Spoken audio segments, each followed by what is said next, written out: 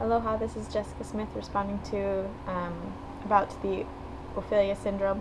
There wasn't an article on InStructure, so when I googled it I found an article that actually comes from a BYU magazine written by Thomas Plummer, and how he would define the Ophelia Syndrome and how it's affecting college and university life, which is interesting considering the last assignment that we've done.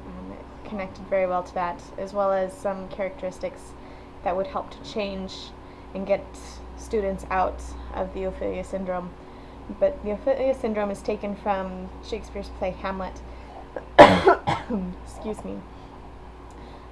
Ophelia being a character that is so influenced by so many people, she doesn't know how to think for herself. Even her father, she told him, there's so much going on, I just don't know what to think. He's like, I'll tell you.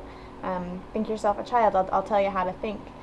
And she, in consequences, does not think for herself. She loses her individuality in a sense, and throughout the play, listening to all these conflicted voices and not being able to please everyone, it eventually drives her to suicide, because she doesn't know which person to please more. She's constantly listening to other people.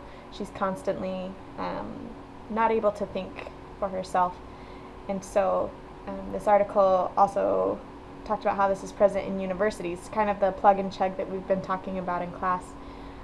The students being Ophelia and the professors acting as her father, telling them what to think and how they want their papers written and how they want everything specifically to be done, and the students just blindly going through. It doesn't say that all professors are like that.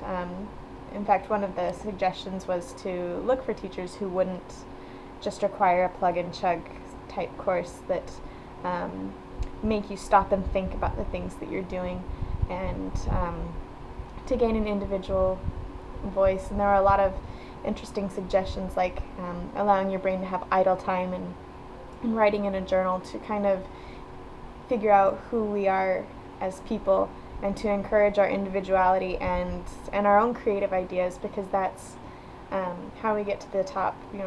There are times that this Ophelia Syndrome, there are things that just need to be memorized. They're simply facts.